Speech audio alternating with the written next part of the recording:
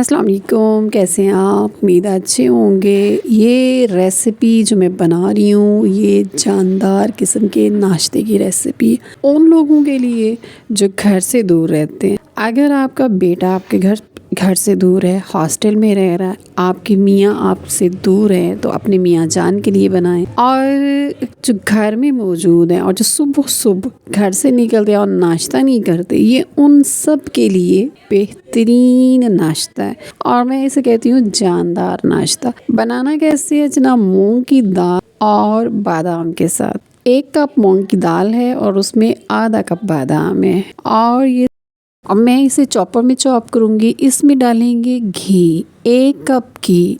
इतनी साइज़ का ये कप था जिसमें मैंने दाल ली थी, उतना ही मैं इसमें घी डाल रही हूँ और इस घी के साथ इस दाल को हमने अच्छी तरह ब्लेंड करना है। ये बिल्कुल मक्खन की तरह नरम और जूसी हो जाएगी, बहुत सॉफ्ट बनेगी और बिल्कुल इसका जो दाना होगा वो मर जाएगा। इसको इतना हमने ब्लेंड करना है।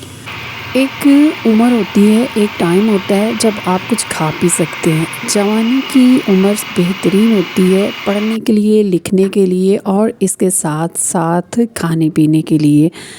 आप अपने बच्चों को ये बना के दें, ख़ास तौर पे जो सुबह बच्चे जाते हैं उनके लिए।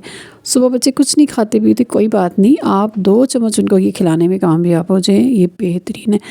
इसमें बादाम है और इसमें मूंग की दाल है। मूंग की दाल के बहुत से फ़ायदे हैं। अनाज जितना भी ज़मीन से उगता है उसमें बहुत ज़्यादा फ़ायदे होते हैं, ताकत होती है और यही बच्चे को पढ़ने में, आगे बढ़ने में मदद देता है उसको। 30-35 साल के बाद या 40 के बाद तो आप शुगर के मरीज़ हैं, आप ब्लड प्रेशर के मरीज़ हैं, आप बहुत सी चीज़ें नहीं खा सकते, लेकिन जवानी की उम्र में खाया हुआ बहुत देर तक आपके काम आता है। ये बहुत ज़्यादा ऑयली नहीं है। इसी चॉपर में जिसमें घी भी लगा हुआ है, इसी के अंदर बादाम जो हैं ये हमने ग्राइंड करने हैं, लेकिन ये मोटा मोटा सा ग्राइंड करना है, जिसे वो कहते हैं दादड़ टाइप का।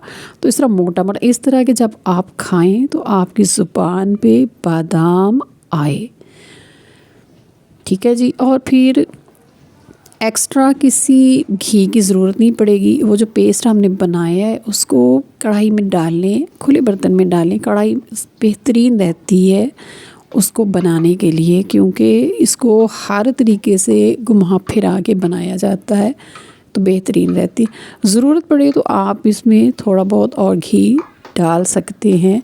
हल्की आग पे, आग ज़्यादा तेज़ नहीं करनी, हल्की आग पे बनना है और यही वो टाइम है जहाँ पर आपका ज़्यादा टाइम लगना है।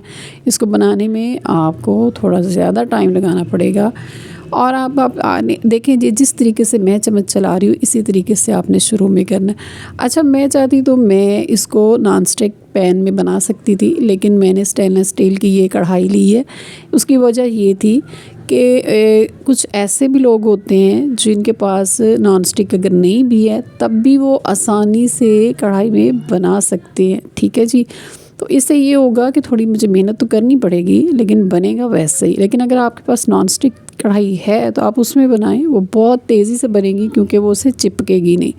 तो अब आप देखिए कि हल्की आग पे इसको बनाना है और मसलसल बनाना है और इसी तरीके से चम्मच के साथ आप इसको बराबर करें, फिर इसको उठाएं, पलटाएं, तो कुछ टाइम लग जाता है, लेकिन इसका रिज़ल्ट बड़ा अच्छा आएगा, बहुत बेहतरीन बनेगी। 3 या 4 चीज़ें टोटली आपने इसमें डालनी है।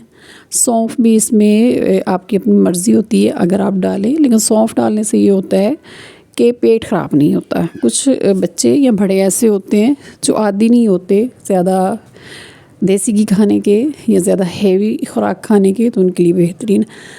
दाना जो है हमारा बिल्कुल ठीक हो गया। अगर आप इसे ज़ुबान के नीचे रखें, दांत के नीचे रखेंगे तो आपको थोड़ी कड़कड़ाहट की आवाज़ आएगी, तो आपकी पंजीरी जो है वो रेडी हो गई है। आप इसमें चीनी डालिए, 1 कप ही चीनी, वही नाप वाला कप जिसमें मैंने दाल ली थी उसी कप के साथ 1 कप मैंने चीनी डाली है और आप इसको तेज़ी से घुमाना है। आग को थोड़ा सा तेज़ कर लें। इसका कलर देखें, ये शायद स्क्रीन पर इतना अच्छा नज़र ना आए, लेकिन अब ये थोड़ा सा ऑरेंज कलर हो गया। पहले ये येलो था, अब ऑरेंज हो गया। बादाम डाल दिए, दरदर किए हुए बादाम, और इसको आपने दोबारा आँच को थोड़ा स्लो करें और अब इसको आप दोबारा फ्राई करें। थोड़ी सी 2 चम्मच के करीब सौंफ का पाउडर डाल दिया मैंने इससे ये होगा कि पेट ख़राब नहीं होगा, जैसे कि मैंने आपसे पहले बताया। जनाब ये जानदार नाश्ता है, जानदार लोग खाएंगे, माएँ बना के दें बच्चों को और वो खाएं और मुझे अपनी दुआओं में याद करें, मेरे लिए दुआ करें। आप अल्लाह ताला आपको सेहत और सलामती दे। आप अपने बच्चों के लिए, अपने मियाँ के लिए, ख़ुद अपने लिए बना के खाएं। 1 चम्मच भी बहुत है दिन भर के लिए।